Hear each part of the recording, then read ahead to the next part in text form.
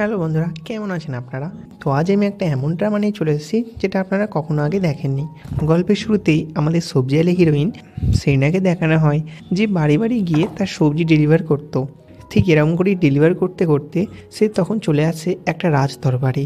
তারপরে সিপাহীরা সেখানে গেট খুললে গেটের ভিতর থেকে আমাদের হিরো প্রিন্স রিগ্যান্ট বেরিয়ে আসেন, যে ছিল আমাদের গল্পের লিড অ্যাক্টর। তারপর তিনি বাইরে এসে সেরিনাকে বলছেন, তুমি এখানে কি করছো? সেরিনা বলছেন, মাই হাইনেস, আপনাদের প্রাসাদ থেকে আমাকে কতগুলি ভেজিটেবলের অর্ডার দেওয়া হয়েছিল, তাই আমি ভেজিটেবলগুলো এখানে নিয়ে এসেছি। তখন প্রিন্স রিগ্যান্ট বলেন, ঠিক আছে, তুমি ভেজিটেবলগুলো ভেতরে দিয়ে আসো গা। তারপর তিনি গাড়িতে বসে পড়েন, কিন্তু গাড়িতে বসার পরও তিনি জানলা দিয়ে সেরিনাকে দেখছিলেন। তারপরে গরুর গাড়ির ভিতরে প্রিন্স রিগ্যান্টের ভাইকে দেখানো হয়, যার নাম ছিল জেসন। জেসন তার দাদাকে বলছেন, দাদা কী ব্যাপার, তুমি এই মেয়েটাকে এত পছন্দ করেছো নাকি? এতদিন ধরে তো আমি তোমাকে দেখছি তুমি কোনো মেয়েকেই পছন্দ করোনি, কিন্তু আজ এই মেয়েটার দিকে এত আকৃষ্ট হয়েছো তুমি। তার দাদা মানে রিগ্যান্ট বলেন, চুপ করো ভাই, উল্টোপাল্টা কথা কিন্তু বেশি বলে ফেলছো। সেখানে ডেলিভারি দেওয়ার পর চলে আসে অন্য একটি জায়গায় ডেলিভারি করার জন্য। তারপরে আমাদের দেখানো হয় একটি মেয়ে যার নাম ছিল হোয়াইট ছিল অনেক অহংকারী মেয়ে। সে তার সখীদের বলছে, প্রিন্স রিগ্যান্টকে তো আমি বিবাহ করব, তাকে যে কীভাবে পটাতে হয় সেটা আমি খুব ভালো করে জানি। তারপর তিনি এবং তার সখীরা মিলে সেখান থেকে যেতে যাবে, কিন্তু সেই রাস্তা দিয়ে সেরিনাও আসছিল, যার ফলে তাদের দুজনের মধ্যে ধাক্কা লেগে যায়। ধাক্কা লাগার পর হোয়াইট বলছে, তোমার এত বড় হিম্মত, তুমি আমাকে ধাক্কা মারলে? তখন সেরিনা তাকে সরি বলে তার জামা কাপড়গুলি হাত দিয়ে পরিষ্কার করতে গেলে হোয়াইট বলে, থামো, তোমার হাতগুলি অনেক নোংরা, তোমার মতো মেয়ে আমাকে স্পর্শ করবে এটা আমি মানতে পারবো না। তারপরে হোয়াইট সেরিনাকে আরও উল্টোপাল্টা বলে তুমি ইচ্ছা করে আমাকে ধাক্কা মেরেছো। তারপরে তিনি তার সবজিগুলি একে একে সেখানে ফেলে দিতে থাকেন, কিন্তু তখনই সেখানে চলে আসেন প্রিন্স রিগ্যান্ট, তার ভাই এবং তার সেনাবাহিনী। তারা দূর থেকে সব কিছু দেখছিল। তারপরে শেষ মুহূর্তে হোয়াইট যখন সেরিনাকে চড় মারতে যায়, তখনই তার হাতটি ধরে প্রিন্স রিগ্যান্ট হোয়াইটকে সেখানে ধাক্কা মেরে ফেলে দেয়। কিন্তু হোয়াইট উঠে এসে বলে, তুমি একটা এই পিচ্চি মেয়ের জন্য আমাকে এরকম করলি, যার কোনো ফ্যামিলি ব্যাকগ্রাউন্ডই নেই। তখন প্রিন্স রিগ্যান্ট বলেন, দেখুন, ও নিজের কর্ম নিজে করছে, বাড়ি বাড়ি সবজি বিক্রি করা তো কোনো পাপ নয়, এটা তো একটা কাজের অংশ। আপনি কি করেন? আপনি তো নিজের বাবার টাকা অন্ন ধ্বংস করছেন বাড়িতে বসে। তখন প্রিন্স রিগ্যান্ট হোয়াইটকে বলেন, আপনার পিতৃপরিচয় দিন। তারপরে যখন তার পিতার নাম বলে, আমার পিতা আপনার দরবারে প্রহরীর কাজ করে, এটা শোনার পর প্রিন্স রিগ্যান্ট তার বাবাকে ডাকেন এবং তার বাবাকে বলেন, আপনি আপনার মেয়েকে কি শিক্ষা দিয়েছেন যে কাকে কীভাবে আচরণ করতে হয় সে জানে না? তারপর তার বাবা তার সামনে মাথা নত করে বলেন, আমাকে ক্ষমা করে দিন প্রিন্স, আমি আমার মেয়েকে উচিত শিক্ষা দেবো। সেরিনা প্রিন্সকে বলেন, মাই হাইনেস, আমার জন্য আপনি ওনাদের সাথে ঝগড়া করেন না। তখন প্রিন্স রিগ্যান্ট বলেন, এটা তোমার অধিকার, কেউ তোমাকে যদি কিছু বলে তাহলে নিশ্চয়ই তুমি আমাদের দরবারে আসতে পারো। তারপর তারা সকলে সেখান থেকে চলে যায়। তারপরে আমাদের প্রাসাদের ভেতরে দেখানো হয় যেখানে রাজপরিবারের সবাই মিলে খাওয়া দাওয়া করছে। তখনই সেখানে এলিকে দেখানো হয় যে সেখানে গান করছিল। তখন জেসন রিগ্যান্টকে বলেন, দাদা তোমার বয়স তো 26 বছর হয়েও গেল, তুমি কোনো মেয়েকে কখনো পাত্তাই দাও না, তাহলে এত সুন্দর গান করছে এলি, তুমি তো এলিকেও বিবাহ করতে পারো, কারণ এলি তোমাকে ভালোবাসে। কিন্তু রিগ্যান্ট তার কথা এখনও উত্তর দেয় না। তারপর রিগ্যান্ট যখন একটুখানি স্যুপ খায় তার মাথা টলতে শুরু করে। সে তখন এলিকে বলে, তুমি কি স্যুপের মধ্যে কিছু মিশিয়েছিলে? এলি বলে, না তো, আমি তো স্যুপের মধ্যে কিছু মেশায়নি। কিন্তু রিগ্যান্টের মাথা তো ঘুরতে শুরু করে। তাই এলি যখন তার কাছে যায় সে এলিকে ধাক্কা মেরে ফেলে দেয়, বলে, সরে যাও এখান থেকে, তুমি নিশ্চয়ই কিছু মিশিয়েছো। তারপরে রিগ্যান্ট তার ভাই জেসনকে বলেন, জেসন প্লিজ তাড়াতাড়ি যাও, এর অ্যান্টিডোট নিয়ে আসো, কেউ আমাকে নেশা করার জন্য স্যুপের মধ্যে কিছু দিয়েছে। জেসন এটা শোনার পর সে বলে, দাঁড়াও দাদা। তারপরে জেসন বাইরে চলে যায়। বাইরে গিয়ে সে একটা সেপাহীকে বলে, সেপাহী তাড়াতাড়ি যাও, আমার দাদাকে কেউ ড্রাগ দিয়ে দিয়েছে, তুমি একটা ডাক্তারকে ডেকে নিয়ে আসো এখানে। তাই সেপাহী ডাক্তারকে খুঁজতে চলে যায়। তারপর জেসন তো অনেক চিন্তিত হয়ে পড়ে দাদার জন্য। তখনই সেখানে সবজি আলি সেরিনা চলে আসে। সেরিনাকে দেখে তার ভাই জেসন মনে মনে ভাবে, এই তো দাদাকে খুব ভালোবাসে, আজ দিদা অনেক নেশায় গ্রস্ত রয়েছে। তাই দাদা যে আছে সে নিজেও জানে না। তাই তিনি সেরিনাকে বলেন, দাঁড়াও, আমার দাদা তোমাকে ডাকছে। কিন্তু সেরিনা বলছেন, আপনার দাদা আমাকে কেন ডাকবে? কিন্তু জেসন তার কোনো কথা না শুনে তাকে নিয়ে চলে যায় রিগ্যান্টের ঘরে। তারপরে সে বাইরে থেকে গেট খুলে সেরিনাকে ঘরের ভেতরে ঢুকিয়ে দেয় এবং দরজা বাইরে থেকে বন্ধ করে দেয়। ভিতরে আবার সেরিনাকে দেখানো হয় যে পিছন ঘুরলে তার সামনে পরে দেখানো প্রিন্স রিগ্যান্টকে দেখানো হয়। প্রিন্স রিগ্যান্ট তার দিকেই তাকিয়েছিল। তাই সেরিনা গুটি গুটি পায়ে তার কাছে চলে যায় এবং তাকে বলে, মাই হাইনেস, আপনি কি ঠিক আছেন? কিন্তু নেশাগ্রস্ত রিগ্যান্ট বলে, তুমি আমাকে এর আগেও 2বার ড্রাগ দিয়েছিলে, কিন্তু তুমি 3বারে বলে আবার আমাকে ড্রাগ দিলি, এর শাস্তি তো তুমি অবশ্যই পাবে। সেরিনা বলছে, আপনি আমাকে কি বলছেন? আমি আপনাকে কবে ড্রাগস দিয়েছি? আপনি কি আমাকে অন্য মেয়ে ভাবছেন?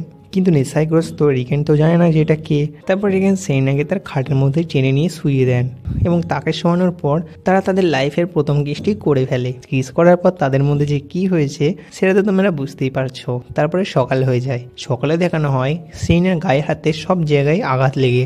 ঘুম থেকে ওঠার পর রিগেন যেতে যাবে, কিন্তু সে সেইনাকে বলে, দেখো এ কথা যেন আর তুমি কখনো মনে করবে না যে তোমার সাথে কি হয়েছিল। তারপর তিনি বলেন, সেইনা তোমার কি চাই লাইফে, তুমি সেটা বলো, টাকা পয়সা? তখন সেইনা বলেন, আমি তো ফুড ডেলিভারি করি এবং আমি একটা সবজির দোকান খুলতে চাই, আপনি কি কোনো হেল্প করতে পারবেন? একথা শোনার পর রিগেন তাকে তার হাতের থেকে একটি সাদা রঙের মুদ্রা দেন এবং তাকে বলেন, এই দেখো এই যে মুদ্রাটা তুমি দেখছো এটার দাম অনেক, এই মুদ্রাটির ফলে তোমায় কোনো কাজই করতে হবে না। তারপর রিগেন তাকে এটা ছুঁড়ে দিয়ে দেন এবং সেখান থেকে বেরিয়ে আসেন। তারপর রাত্রেবেলায় সেইনার ঘরে দেখানো হয় যেখানে তার স্টেপ মম এবং স্টেপ ভাই ছিল, যেটা মনে মনে করছে এত রাত হয়ে গেছে কিন্তু সেইনা এখনো আসলো না। তারপর হঠাৎ করে সেইনা সেখানে চলে আসে। সেইনাকে দেখে তার স্টেপ মম বলেন, এত রাতে তুমি আসলে, আর একটু থাকতে তাহলে সকাল হয়ে যেত। তখনই তার স্টেপ ভাই বলেন, মা তুমি কি ভেবেছো ওর এখন যৌবন বয়স, কার সাথে কি করে এসছে আমরা কি জানতে পারবো? কিন্তু তখনই সেইনা কিছু বলতে যাবে, তার বাবার শরীর অনেক খারাপ। তার বাবা সেখানে কাশি দিলে সে তার বাবার কাছে চলে যায় এবং বলেন, বাবা তুমি চিন্তা করো না, আমি ঠিক কাজ করে তোমার অসুখ সারিয়ে ফেলবো। ঠিক এরকম কাজ করতে করতে 6 মাস পেরিয়ে যায়। তারপরে দেখানো হয় সেইনাকে, যে ছিল 6 মাসে প্রেগনেন্ট, কিন্তু তবুও সে তার সকল কাজ করছিল। তখন সেখানে তার স্টেপ মম চলে আসেন এবং তাকে বলেন সব কাজগুলি ভালো করে করবে। এমনিতে তো তুমি কার সাথে কি ফোস্টামি করে এসছো এটা তো আমরা জানি না, কিন্তু এর জন্য তো তোমাকে ঘরের সমস্ত কাজ করতে হবে। এসব বলার পর তার বাবাও সেখানে চলে আসেন এবং তার বাবা সেইনাকে বলেন, মা তুমি আমাকে শুধু একবার বলো কে তোমাকে এরকম করেছে, আর তুমি আর বাইরে কখনো কাজে যাবে না, কারণ লোকজন আমাদের উল্টোপাল্টা বলছে যে এত বড় মেয়ে কিভাবে এমনি এমনি প্রেগনেন্ট হয়ে যায় এবং তোমার নামে উল্টোপাল্টা ছড়াচ্ছে, প্লিজ তুমি আর বাইরে যেও না। তারপর তার বাবা বলেন, সেই ছেলেটার কথা আমাকে বলো, আমি ছেলেটার বাড়ি গিয়ে তাকে ধমকি দেখে তোমাদের দুজনকে আবার একে অপরের সাথে বিয়ে দিয়ে দেবো। কিন্তু সেইনা তো বলতে পারে না যে এটা আর কেউ নয়, যে এটা হলো প্রিন্স রিগেন।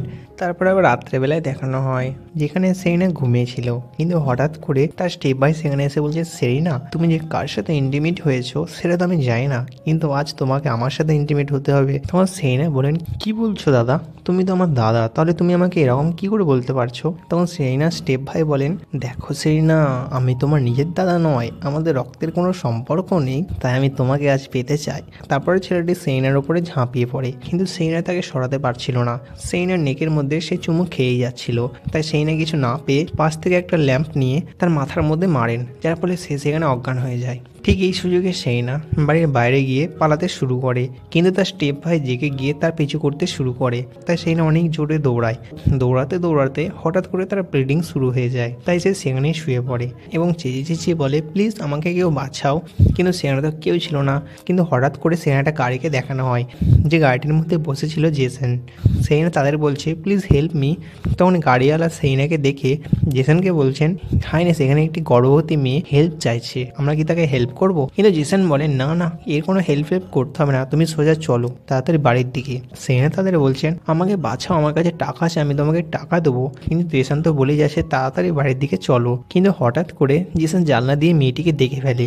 সে তো বুঝে যায় এটা তো সেইনা, যাকে সে চক্রান্ত করে তার ভাইয়ের সাথে ইন্টিমেট করতে বাধ্য করেছিল। তারপরে সে সেইনাকে তার সাথে নিয়ে চলে যায় প্রাসাদের দিকে। তারপরে প্রাসাদে সে একটি বৈদ্যকে ডাকেন। তারপরে বৈদ্যটি সেইনার চেক আপ করেন, কিন্তু চেক আপের পর তিনি জেসনকে বলেন, এর তো অনেক ব্লিডিং হয়েছে, আমাকে আরও কতগুলি ডাক্তারের প্রয়োজন, তুমি যাও কতগুলি ডাক্তারকে ডেকে নিয়ে আসো। তাই জেসন কিছু বুঝতে না পেরে সে ছুটে চলে যায় প্রিন্স রেগান্টের কাছে। অন্য ঘরে রেগান্ট এবং তার মাকে দেখানো হয়, যারা দুজন একে অপরের সাথে কথা বলছিলেন। হঠাৎ করে সেখানে জেসন এসে বলেন, দাদা দাদা তাড়াতাড়ি চলো, তোমার বাচ্চাকে আমরা বাঁচাতে পারছি না। তখন এই রিগেন এবং তার অবাক হয়ে যান, তারা বলেন, বাচ্চা? তখন জেসন বলেন, হ্যাঁ বাচ্চা, তাড়াতাড়ি চলো, তাড়াতাড়ি চলো, আমি তোমাদের সব কথা পরে বলবো, তোমার বাচ্চা এবং তোমার স্ত্রীকে তোমাকে বাঁচাতে হবে। তাই রেগান কিছু না বলে সেখানে ঘোড়ায় চেপে তার কাছে যেতে শুরু করে এবং যাওয়ার টাইমে সে আগের কথা ভাবে যে সেই দিন রাতে ঠিক কি হয়েছিল। অন্যদিকে আবার সেইনাকে দেখানো হয়, যার ঘরের মধ্যে তার স্টেপ মম এবং স্টেপ ভাই চলে আসেন, যেখানে বৈদ্যটি তাদের আটকানোর চেষ্টা করেন। কিন্তু তার স্টেপ মম বৈদ্যটিকে ধরে এবং তার স্টেপ ব্রাদার তার কাছে এসে তাকে বলে, আজ তো তোমাকে কেউ ছাড়বে না আমার হাত থেকে, তুমি তখন পালিয়ে এসেছিলে। তারপরে সে আস্তে আস্তে তার জামাগুলি ছিঁড়তে শুরু করে। তার স্টেপ মাম বলছেন, তোমার সন্তান হয়ে আমার সামনে এরকম করছো। কিন্তু তার স্টেপ ভাই পুরো জানোয়ার হয়ে গেছে, তাই সে তার মায়ের সামনেই সেনার জামা কাপড় ছিঁড়ে ফেলছিল। সেনা বলছে, প্লিজ আমাকে এরকম করো না, আমাকে এরকম করো না। কিন্তু হঠাৎ করে সেখানে সেনাবাহিনী নিয়ে রিগান চলে আসেন এবং সেনাবাহিনীকে বলেন, তাড়াতাড়ি এদের দুজনকে ধরো। তারপরে সেনাবাহিনীরা তার মা এবং তার ভাইকে ধরেন। তারপরে রিগান সেনাবাহিনীদের বলছেন, এদের উচিত শিক্ষা দেবে, এদের কাউকে তোমরা ছাড়বে না। তখন সেনা স্টেপ ভাই বলেন, তুমি কি বলতে চাইছো? আমি যেটা করছি সেটা ভুল করেছিলাম? আমি তো না হয় তার রেপ করার চেষ্টা করেছিলাম, কিন্তু তুমি তাকে রেপ করে ছেড়ে দিয়েছিলে এবং সে প্রায় 6 মাস তার বাচ্চাটিকে নিয়ে কঠোর পরিশ্রম করেছে এবং তার দেখাশোনা তো আমি এবং আমার মাই করেছি। তাহলে এতদিন থাকার জন্য যে কতগুলি টাকা দিতে হয় সেটা কি তুমি দেবে না? রিগান তাদের কথায় কোনো কিছু পাত্তা দেয় না। তারা সেইনাকে সে ঘর থেকে বার করে নিয়ে চলে আসেন। তারপরে ঘরে প্রহরীদের সেইনা স্টেপ ভাই বলছেন, তোমরা এখানে কি করছো? তোমরা আমাকে ছেড়ে দাও, দেখো ভালো কথা বলছি, নাহলে কিন্তু তোমাদেরটাকে আমি ছাড়বো না। তখন সেনাপতি অনেক রেগে যান, তাই তিনি তার তরবালটি বার করেন, যেটা দেখার পর তার স্টেপ মাম তো অনেক ভয় পেয়ে যান। কিন্তু সেনাপতি তার তরবাল দিয়ে তার হাতও কেটে দেন, যার ফলে তার স্টেপ ভাই সেখানে ছটফট করতে শুরু করে এবং সেনাবাহিনীর দল সেখান থেকে বেরিয়ে আসে। অন্যদিকে আবার রেগেনকে দেখানো হয় যে সেইনাকে নিয়ে তার নিজের ঘরে চলে আসেন এবং বিছানার মধ্যে শুয়ে দিয়ে তিনি তার নার্সকে বলেন, এই জামা কাপড় অনেক রক্ত লেগে আছে, তুমি জামা কাপড়টি চেঞ্জ করে দাও। মহিলাটি বলেন, এখানে তো মহিলাদের কোনো জামা কাপড় নেই। তখন রেগেন বলেন, একে আমার জামা কাপড় পরিয়ে দাও। তাই তিনি সেরিনাকে একটা লাল রঙের সুন্দর ড্রেস পরিয়ে দেন। তারপরে সেখানে জেসন চলে আসেন এবং তিনি রিগেনকে বলেন, রিগেন, আমি কতগুলি হাই হাই বৈদ্য এখানে ডেকে পাঠিয়েছি, আমি কি তাদের ভেতরে নিয়ে আসবো? রিগেন বলে, হ্যাঁ অবশ্যই। তারপরে সেই লোকগুলি ভেতরে চলে আসে এবং রিগেন বলেন, তাড়াতাড়ি মেয়েটিকে সুস্থ করুন। তাই লোকগুলি সেখানে সেইনার উপচার করতে শুরু করে। তারপরে বাইরেও দেখানো হয় যেখানে কতগুলি মেয়ে নিজেদের মধ্যে বলাকয়া করছে যে, জানো প্রিন্স রিগেন্টের নাকি একটা বউ রয়েছে এবং সে নাকি প্রেগনেন্ট। তারপরে সিনটি চেঞ্জ হয়ে এলিকে দেখানো হয় যে তার ঠাকুমাকে বলছেন, ঠাকুমা জানো কি হয়েছে?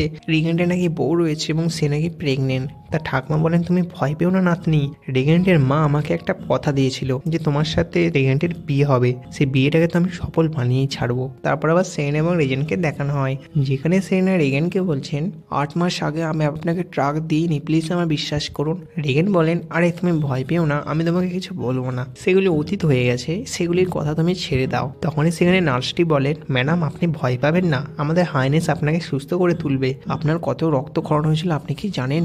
সেনেটা শুনলে অনেক অবাক হয়ে যান যে রিগেন্ট তার প্রাণ বাঁচিয়েছে। তারপরে বাইরের দিকে আবার এলিকে দেখানো হয় যে রিগেন্টের সাথে কথা বলতে এসেছিল, কিন্তু বাইরের সেনাবাহিনী তাদের আটকে দেন এবং তাকে বলেন, এখন আপনার যাওয়া হবে না, ভেতরের মধ্যে আমাদের মহারানী রয়েছে, তাই রিগেন্ট কাউকে ভেতরে আসতে বারণ করেছে। কিন্তু এলি জোরে জোরে চেঁচিয়ে বলে, তুমি কাকে কি বলছো? রিগেন্টের সাথে আমার বিয়ে হয়েছে, আর একজন কুৎসিত মেয়ের জন্য সে আমার সাথে বিয়ে করবে না? ওই মেয়েটি কিভাবে প্রেগনেন্ট হয়েছিল তোমরা কি জানো না? কিন্তু নিজের ইচ্ছে যখন রিগেন্ট নেশাগ্রস্ত ছিল তার কাছে গিয়ে নিজের দেহ সঁপে দিয়েছিল, তার জন্যই তো সে এখন প্রেগনেন্ট। কিন্তু এসব কথা ঘর থেকে তারা সবাই শুনতে পাচ্ছিল, যেগুলি শোনার পর সেনা তো অনেক দুঃখ পায়। তাই রিগেন্ট তখন সিস্টারকে ইচ্ছা করে বলেন, যান আপনি এবং আপনার কাজ করুন। তাই সিস্টার বাইরে গিয়ে এলিকে বলেন, তুমি কি চুপ করবে এবং এখান থেকে যাও, ওদের মহারানী ভিতরের মধ্যে বিশ্রাম করছেন। কিন্তু এলি বলেন, কিসের মহারানী? ওইসব মহারানী ফহারানি আমি বুঝি না, আমার সাথে রিগেন্টের বিয়ে হবে সেটা তো সবাই জানে। তারপরে এলি সেনা নামে আর উল্টোপাল্টা কথা বললে নার্স এলিকে থাপ্পড় মারেন এবং সেনাবাহিনীকে বলেন একে বার করে দাও। কিন্তু এলি তাদের বলেন, দাঁড়াও, আমার পা হাত আছে, আমি একা একাই চলে যেতে পারি। তারপর তিনি বলেন, এত বড় অপমান তোমরা আমাকে করলে, এর ফল তো তোমরা। তারপরে আবার ঘরের ভিতরে প্রিন্সেস রিগানকে দেখানো হয় যে তার নতুন স্ত্রী সেইনাকে আরামসে নিজের হাতে খাইয়ে দিচ্ছিলেন এবং সেইনা তার হাতে খেয়েও নিচ্ছিল। তারপর তিনি সেইনার হাত পা টিপে দেন, কিন্তু হঠাৎ করে সেখানে জেসন চলে আসেন এবং তাদের এসব করতে দেখে ফেলেন। তাই এসব দেখলে জেসন তার দাদাকে বলেন, দাদা তোমার না কোনো মহিলার দিকে টান নেই, তাহলে হঠাৎ করে তুমি সেইনাকে এত কেন ভালোবাসছো? তাহলে কি কোনো গন্ডগোল রয়েছে? এটা কিন্তু মনে রাখবে, সেইনাকে আমি খুঁজে এনেছিলাম। কিন্তু তার দাদা রিগান অনেক রেগে যান। তিনি তাকে বলেন, তাড়াতাড়ি এখান থেকে বেরিয়ে যাও, উল্টো পাল্টা কথা কেন বলছো তুমি? তারপর আবার এর পরের দিন দেখানো হয় যেখানে রিগেন তাদের সিস্টার অ্যানি এবং সেরিনাকে ঘুরতে পাঠিয়েছিলেন। সেরিনা একটি কাঠের উপরে বসেছিল, যেগুলিকে কতগুলি লোক টেনে নিয়ে যাচ্ছিলেন। কিন্তু সে একই রাস্তাতে এলি এবং এলি ঠাকুমা আসছিলেন। তারা হঠাৎ করে সেরিনাকে দেখলে দুজনে সেখানে দাঁড়িয়ে পড়েন এবং সেরিনাকে সকলের সামনে বলেন, সেরিনা তুমি তাড়াতাড়ি এখানে এসো, তোমার সাথে কিছু কথা রয়েছে। সেরিনা তাদের কাছে গেলে তারা দুজন সেরিনা অনেক অপমান করেন এবং তারপরে এলি সেরিনাকে মারতে গেলে পাশ থেকে সিস্টার অ্যানি তার হাতটি ধরেন, যার ফলে অ্যানির উপর রেগে গিয়ে তিনি এলিকে উল্টোপাল্টা কথা শুনে বলেন, একজন চাকর হয়ে তুমি আমার হাত ধরছো? তখন অ্যানি বলেন, দেখুন প্রিন্স আমাকে মহারানীর সেবা করতে বলেছেন, তাই যদি তাকে কেউ মারে তাহলে আমি তো চুপ করে থাকতে পারি না। এই কথা শুনলে এলি তাকে থাপ্পড় মারেন, যার ফলে অ্যানি নিচে পড়ে যান। তখন রেগেন্ট তাকে বলেন, আপনি ওনাকে কেন মারলেন? ওনাকে মারা কি আপনার উচিত হয়েছে? ওনার তো বয়সটা দেখো, ওনার বয়স তোমার মায়ের মতো, আর তুমি ওনাকেই মারছো। তখন এলির ঠাকুমা এবং এলি তাকে আরো বলেন, তুমি তো পয়সার লোক, নিজের দেহ প্রিন্সেস রেগানকে সঁপে দিয়েছিলে আর তুমি আমাদের বলছো। কিন্তু তখনই সেখানে জেসন চলে আসেন এবং জেসন তাদের দুজনকে অনেক অপমান করে বলেন, আপনারা যেখানে যাওয়ার সেখানে যান।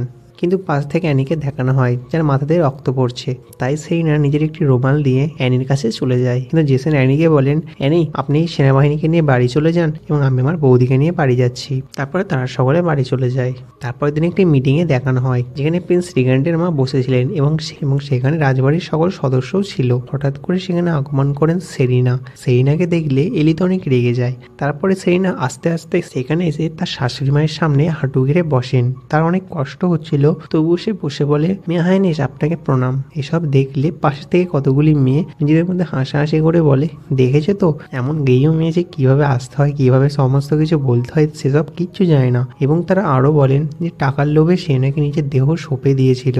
এ কথা শুনে রাজরানী তাদের বলেন, এ তো নতুন এসেছে এবং নতুন কোনো ব্যক্তি আসলে যে সে কোনো নিয়ম তো জানতে পারবে না, তাই তার প্রতি কোনো নিয়ম এখন ফলবে না। তখনই মহারানীর আদেশে একটি মহিলা নিচে এসে সেই তিনটি মেয়েকে যারা উল্টোপাল্টা বলছিল তাদের চড় মারেন এবং তাদেরকে একে একে হাঁটু গেড়ে বাইরে বসিয়ে দেন। মহারানীর আদেশে মহিলাটি তাদের অনেক অপমান করে বলেন, এখান থেকে এখনই বেরিয়ে যাও, আর কোনোদিন এখানে আসবে না। তারপর তারা তিনজন সরি বলে সেখান থেকে বেরিয়ে যায়। এলি তো এসব কিছু দেখছিল। তখনই সেখানে প্রিন্স রেগেন্টও চলে আসে, কিন্তু হঠাৎ করে তাদের সামনে এলি উঠে এসে সেরিনার নামে উল্টোপাল্টা বলতে শুরু করে। সেরিনা, তুমি তো অনেক নিচু জাত থেকে এত উঁচু জাতে উঠেছো তাই না? তুমি তো নিশ্চয়ই এসব পোশাক কোনোদিন পরনি, আর তুমি যে পোশাকটি পরেছো এটা তো দেখে মনে হচ্ছে এটা একবারে রাজকুমারী কিরণের দেশ।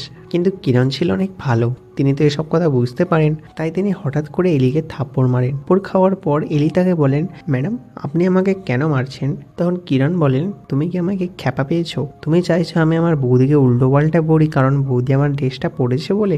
এতটা হিংসেবাদী আমি নই। তখনই প্রিন্স রেগান সেরিনাকে তার কাছে নিয়ে গিয়ে বসিয়ে দেন এবং বলেন, এখানে চুপ করে বসো এবং এদের নাটক দেখো। তারপর এলি তার ঠাকুমাকে বলেন, ঠাকুমা কিছু করো। তখন তার ঠাকুমা রেগেন্টের মাকে বলেন, আপনি তো আপনার ছেলের সাথে আমার নাতনির বিয়ে দেবে বলেছিলেন, তাহলে এখন অমত কেন করছেন? তখন রেগেন্টের মা বলেন, দেখুন এসব তো ইয়ং ছেলেপিলেরা জানে যে সে কাকে বিয়ে করবে আর কাকে বিয়ে করবে না, এর মধ্যে তো আমি আর কিছু বলতে পারবো না, তাই সরি আমি কিছু করতে পারবো না। এই কথা শুনলে তারা দুজন অনেক হতাশ হয়ে পড়ে। তখন কিরণ বলেন, শুনলেন তো কি বলেছেন, এখন এখান থেকে বেরিয়ে যান। তাই তারা সেখান থেকে বেরিয়ে যায়। তারপর কিরণ সেইনের কাছে গিয়ে তার গায়ের মধ্যে হাত দিতে যায়, কিন্তু প্রিন্স রেগান তাকে বলেন, দূরে সরে যাও বনু, আমার বউয়ের গায়ে কিন্তু হাত দেবে না। তখন কিরণ বলেন, হ্যাঁ দাদা তুমি তো সবসময় এরকমই বলো, আমার বৌদ্ধ হয়ে আমি একটুখানি গল্প করতে পারবো না? তারপরে প্রিন্স রেগান তার বউ সেরিনার হাতে হাত দেন। এটা দেখলে কিরণ বলেন, হ্যাঁ আমার হাত তো সরিয়ে দিলে এবং নিজের বউয়ের হাতটা নিজেই ধরছো।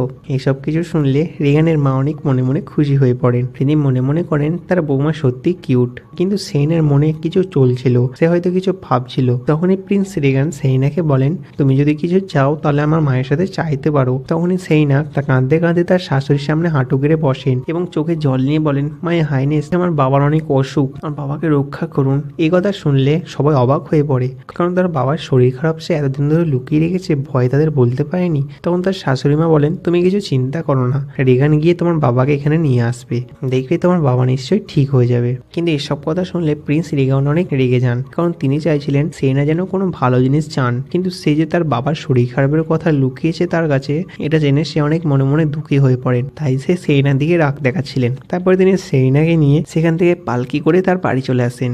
বাড়ি আসার পর আবার সকালবেলায় দেখানো হয় যেখানে সেরিনা সিস্টার অ্যানেকে নিয়ে বেরিয়ে পড়েন তার বাবাকে আনার উদ্দেশ্যে। অন্যদিকে আবার সেরিনার বাড়িতে দেখানো হয় যেখানে সেরিনার স্টেপ মম এবং স্টেপ ভাই খাবার খাচ্ছিলেন। সেখানে কতগুলি লোক খাবার খেতে এসেছিল। তখন সেরিনার দাদা সেরিনার বাবাকে ডাকছেন, বলছে, বাবা কত দেরি হয় তোমার এখানে খাবার দিতে আস। তারপরে সেরিনার বাবা সেখানে খাবার দিতে আসলে সেরিনার স্টেপ ভাই তার বাবাকে লাথি মেরে ফেলে দেন এবং বলেন, খুড়ো মানুষ, তোমার মেয়ে যেরকম চালাকি করেছে তুমি আমাদের সাথে চালাকি করতে চলেছো? তোমারও মনে যদি কিছু থাকে তাহলে বলে দাও, আমরা তোমাকে এখনই বাড়ি থেকে বার করে দেবো। তার বাবা অনেক কাঁদতে শুরু করেন এবং বলেন, পুত্র আমার, প্লিজ আমাকে এরকম করে মারো না, আমার গায়ে আর একটুও শক্তি নেই। তার বাবার এরকম করুণ অবস্থা দেখে সত্যি খুবই খারাপ লাগছিল। এরকম ছেলে থাকার চেয়ে না থাকাই ভালো। তারপরে হঠাৎ করে সেখানে গেট খুলে সেরিনা এবং অ্যানি চলে আসেন। সেরিনা তার বাবার কাছে গিয়ে তার বাবাকে জড়িয়ে ধরে বলেন, বাবা তুমি কাঁদছো কেন? তোমার আর কিচ্ছু হবে না, দেখো আমি চলে এসেছি। কিন্তু সেরিনাকে দেখে সেরিনার স্টেপ ভাই অনেক রেগে যান। তারা সেরিনাকে ধরতে যাবেন, কিন্তু সিস্টার অ্যানি তাদের আটকান। সিস্টার অ্যানি তাদের আটকালে সেরিনার মা সিস্টার অ্যানিকে মেরে সেখানে শুয়ে দেন, যার ফলে অ্যানি সেখানেই অজ্ঞান হয়ে পড়েন। তারপর তার স্টেপ ভাই সেরিনাকে বলেন, তোমাকে আমি এতদিন পরে হাতে পেয়েছি, এবার দেখো তোমার কি হয়। তুমি তোমার বাবাকে নিয়ে যাবে ভাবছো? এটা আমি কখনোই হতে দেবো না। তখন সেরিনা বলেন, দেখো তোমার কি চাই তুমি বলো, আমি আমার বাবাকে তো নিয়ে যাবোই, তুমি যেটা চাও সেটাই আমি আজ তোমাকে দেবো। তখনই তার স্টেপ ভাই তাকে বলেন, দেখো সেরিনা, আমি চাই আমি তোমাকে একদম অর্ধনগ্ন অবস্থায় দেখবো। তুমি যদি এরকম দূরে দাঁড়াতে পারো তাহলে আমি নিশ্চয়ই তোমার বাবাকে তোমার কাছে সঁপে দেবো। তখন সেরিনা তার বাবার জন্য লাখ লজ্জা ডুবিয়ে তার ড্রেসটি খুলতে শুরু করে। সে তার প্রথম ড্রেসটি খোলে এবং মনে মনে অনেক ভয় পান, বলেন এটাই কি আমার শেষ দিন? অন্যদিকে আবার প্রিন্সেস রিগানকে দেখানো হয়, এখানে তার সিপাহী তাকে বলছেন, মহারানীকে কি এরকম একা যেতে দেওয়া ঠিক হয়েছিল? তার যদি কোনো বিপদ হয় তাহলে কি হবে? একথা শুনলে রিগানও মনে মনে চিন্তা করেন, সত্যি যদি তার কোনো বিপদ হয়, তাই তারা সেখান থেকে রওনা দিয়ে দেন। অন্যদিকে আবার সেরিনাকে দেখানো হয় যে তার সাদা ড্রেসটি খুলতে যাবে, কিন্তু হঠাৎ করে সেখানে পৌঁছে যায় প্রিন্সেস রিগান। তিনি এসব কিছু দেখলে তার সেনাবাহিনীর সাহায্যে সকলকে গ্রেপ্তার করেন। সেখানে থাকা কতগুলি লোক প্রিন্স রিগানকে দেখলে বলেন, মাই হাইনেস আপনি এখানে? আমরা যদি জানতাম যে সেরিনা আপনার, তাহলে আমরা এটা কখনো হতে দিতাম না। সেরিনার স্টেপ মম এবং সেরিনার ভাই যখন শুনতে পায় যে রিগান হলো এখানকার মহারাজ, তারা নিজেদের দোষ একে অপরের ঘাড়ে চড়াতে শুরু করে। তার ভাই বলেন তার মা এসব কাজ করেছে, তার মা বলেন তার ভাই সব কাজ করেছে, কিন্তু রিগান তো জানেন যে এসব কাজ দুজনে মিলে করেছেন। তাই তিনি সৈনিকদের সাহায্যে তাদের আটকে রাখেন, বলেন তোমরা যা ইচ্ছা তাই করো। এবং তারপর প্রিন্স রিগান সেরিনা এবং অ্যানিকে নিয়ে সেখান থেকে চলে আসেন তাদের ঘরে এবং এরপর আবার সকলে রাজবাড়িতে চলে আসেন, যেখানে প্রিন্স রিগান সেরিনা অনেক দেখভাল করছিলেন, তিনি তাকে অনেক ভালোবাসছিলেন। তারপরে একদিন সেরিনা তার বাবার কাছে যান, যেখানে তার বাবাকে দেখানো হয় যে একদম পুরো সুস্থ হয়ে গেছে। তার বাবা সেরিনাকে বলেন, আচ্ছা সেরিনা, তুমি কি সত্যিই প্রিন্সকে নেশা করিয়েছিলে এবং তারপরে তুমি তার ঘরে গিয়েছিলে? সেরিনা বলেন, না বাবা, বিশ্বাস করো আমি এরকম কিচ্ছু করিনি। তখন তার বাবা বলেন, সেরিনা মা, আমার তোমার উপরে ফুল বিশ্বাস রয়েছে, তুমি এরকম কখনো করতেই পারো না। তারপর সেরিনা মনে মনে ভাবেন যে সত্যি তার বাবাও এরকম কথা বললো। তারপর সেরিনা সেখান থেকে প্রিন্স রেগানের কাছে চলে আসেন, কিন্তু প্রিন্স রেগান ভিতরের মধ্যে তাই সৈনিকদের সাথে কথা বলছিলেন, তাই সেরিনা গেটের বাইরে দাঁড়িয়ে থাকেন। প্রিন্স রেগান জিসানকে বলছেন, সত্যি কি সেদিন আমাকে মদ খাইয়েছিল, তার ফলে আমার নেশা হয়ে গেছিল? কিন্তু এসব কথা বাইরে থেকে সেরিনা শুনতে পায়। সে তার মনে মনে অনেক কষ্ট পান। তিনি ভাবেন যে কাজটি তিনি করেননি সেই কাজের জন্য তাকে দোষারোপ দেওয়া হচ্ছে, এবং তিনি সেই রাতের কথা চিন্তা করেন যে সেই রাতে ঠিক কি হয়েছিল। তারপরে হঠাৎ করে পিছন থেকে কেউ তার মুখের মধ্যে রুমাল দিয়ে তাকে অজ্ঞান করে দেন এবং তাকে দেখানো হয় একটি ঘরে সে এখন কিডন্যাপ হয়ে গেছে। এবং কিডন্যাপটি করেছেন জানেন কে? যেই কিডন্যাপটি করেছে সে হলো এলি। আসলে এলি সেরিনা এবং সেরিনার সন্তানকে মারতে চান, সেই কারণে তিনি তাকে একটি ঘরের মধ্যে বন্দি করে রাখেন।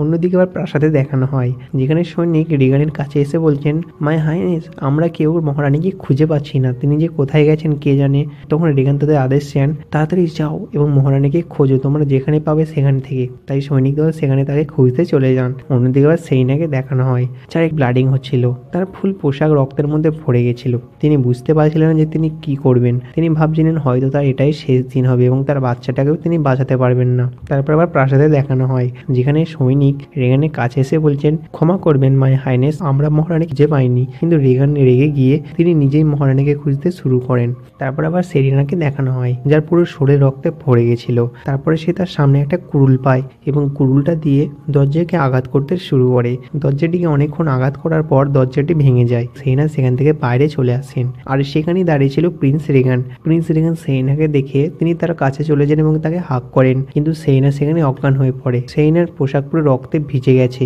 সেই কারণে প্রিন্স রেগান তাকে দ্রুত সেখান থেকে নিয়ে প্রাসাদে চলে আসেন এবং প্রাসাদে অনেক ডাক্তারেরা তার অপারেশন করছিলেন। তার অবস্থা অনেক ক্রিটিক্যাল, কারণ তার অনেক রক্ত বেরিয়ে পড়েছে। কিন্তু প্রায় ঘন্টাখানেক অপারেশন করার পর সেরিনার একটা পুত্র সন্তান হয়, যার ফলে সকলে সেখানে অনেক খুশি ছিল। ছিল। সন্তানটি হওয়ার পর প্রিন্স রিগান কোনো কিছু না ভেবে কোথাও একটা চলে যান।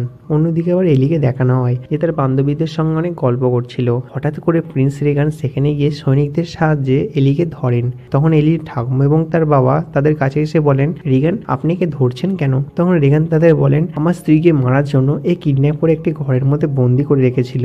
এর অপরাধ যে কি আপনারা নিজেরাও জানেন না। আমি একে চিরকালের জন্য জেলবন্দি করে রাখতে চাই। তারপর প্রিন্স রিগান সেখান থেকে তার সৈনিকদের সাহায্যে এলিকে নিয়ে চলে আসেন তাদের ঘরে এবং এলিকে একটা বন্ধ ঘরের মধ্যে আটকে রাখেন। তারপর আবার এক সপ্তাহ পরে দেখানো হয় এলির সাথে তার ঠাকুমা এবং বাবা দেখা করতে আসেন। এলি বাইরে আসলে তার ঠাকুমা এবং বাবা তাদের নাক ধরে বলেন, ছি ছি এলি, তোমার গা থেকে অনেক দুর্গন্ধ বেরোচ্ছে। তুমি কি যেখানে থাকো সেখানেই টয়লেট করো? এলি তাদের বলেন, হ্যাঁ আমি আর কি করবো, আমি যা কাজ করে ফেলেছি এর জন্য আমার চিরকাল এরকম করেই থাকতে হবে। তাই সেখানে তার ঠাকুর এবং বাবা অনেক কষ্ট পান যে তাদের মেয়ে এত কষ্ট করে রয়েছে, কিন্তু তারা করবেনটাই বা কি, সে যে এমন বড় পাপ করে ফেলেছে।